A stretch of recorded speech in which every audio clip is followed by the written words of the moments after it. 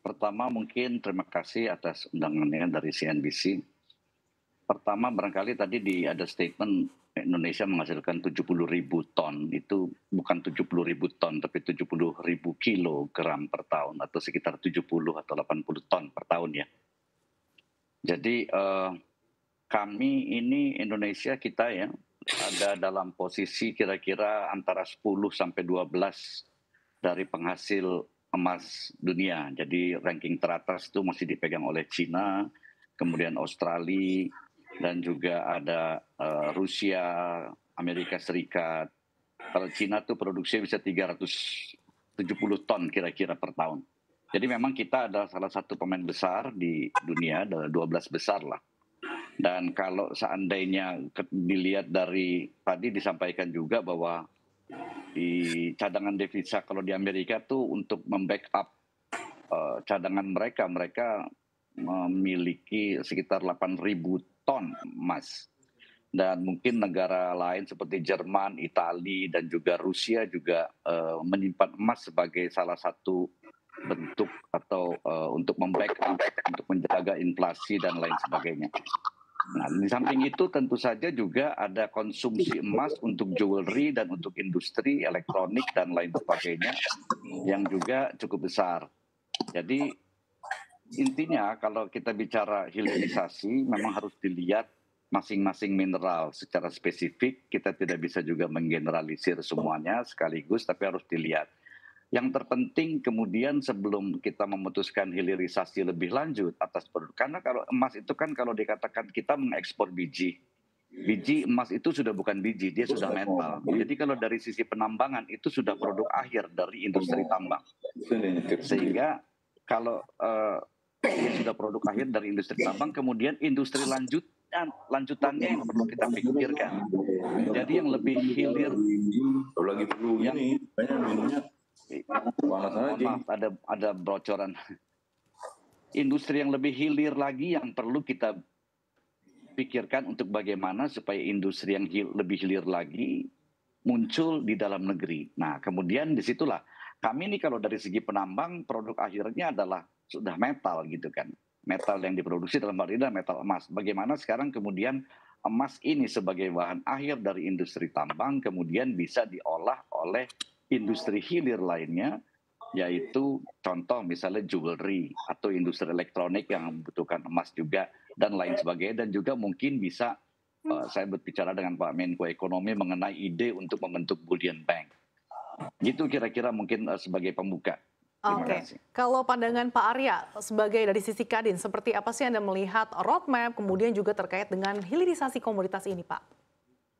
Ya, kalau kami dari Kadin seperti yang sudah sering disampaikan oleh Ketua Umum kami bahwa posisi Kadin ini kan selalu mendukung apa yang digariskan oleh pemerintah kaitannya terhadap hilirisasi ya Minerba, karena satu sisi selain peningkatan nilai tambah juga dapat meningkatkan penerimaan negara dan juga dunia usaha. Nah, saya sepakat dengan disampaikan oleh Pak Tony tadi bahwa tidak bisa kita bicara one size fits all, bahwa misalnya yang dilakukan di nikel ini harus diterapkan juga di dalam komoditi emas ataupun bauksit dan lain-lain dan timah itu. Jadi masing-masing ini mempunyai market structure berbeda. Nah, kalau tadi Pak Tony sampaikan bahwa memang benar sudah menjadi logam, ya nanti masuk dalam program hilirisasi lagi, industrialisasi lagi, misalnya menjadi gold bar atau misalnya penerapannya juga misalnya di dalam elektronik dan lain-lain. Nah, kalau memang ini mau dilakukan pelarangan ekspor, nah ini tentunya kan kita balik lagi, apakah sekarang industrinya sudah siap untuk menerima?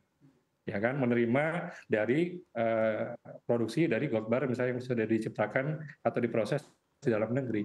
Nah, jadi menurut saya intinya Kadin sih mendukung ya program ini, hanya mungkin kita perlu duduk bicara lagi, karena kalau misalnya semua harus dilakukan pelarangan ekspor dalam waktu Juni 2023 ini, menurut saya sih mungkin perlu dipertimbangkan lagi, karena di dalam undang-undang itu pasal 170A mengatakan bahwa tidak semua mineral logam, hanya mineral logam tertentu yang akan dilakukan pembatasan larangan ekspor. Jadi, kalau pandangan Anda kalau untuk emas sendiri apakah cocok untuk dilarang terkait dengan ekspor, Pak Arya? Kalau misalnya bicara dilarang atau tidak, ya kita kembalikan lagi pada pemerintah ya, karena ini hak pemerintah untuk melakukan kebijakan. Hanya saja sekarang kalau memang mau dilarang ekspor, apakah semua produksi emas itu bisa diserap dalam negeri? Misalnya tadi menjadi instrumen investasi, bank sentral akan membeli menyerap semua nih gold bar atau apa yang menjadi produksi dalam negeri, atau misalnya perhiasan bisa diserap oleh semua industri dalam negeri. Jadi ini justru pertanyaan yang kami kembalikan lagi kepada pemerintah gitu, karena kalau memang ini mau dilakukan pelarangan ekspor, seperti apa yang akan dilakukan langkah-langkah selanjutnya? Karena sampai saat ini kami belum ada komunikasi lebih lanjut terkait untuk komoditas emas ini dari Kadin ya. Oke, belum ada komunikasi lebih lanjut kalau dari Kadin sendiri. Kalau dari penambang sendiri Pak, dari tadi dikatakan Pak Arya bahwa ini dibutuhkan kesiapan industri. Kalau dari Anda sendiri Pak Tony, seperti apa sih kesiapan industri? Lalu seberapa besar sih penyerapan produksi dalam negeri pandangan Anda? Jadi kalau dilihat dari program hilirisasi ya, hilirisasi itu kan pada dasarnya adalah untuk melakukan pengolahan dan pemurnian di dalam negeri sehingga memberikan nilai tambah. Itu definisinya. Dan dalam hal ini kalau di tambang Freeport Indonesia, dari biji kemudian diolah menjadi konsentrat yang mengandung tembaga, emas, dan perak.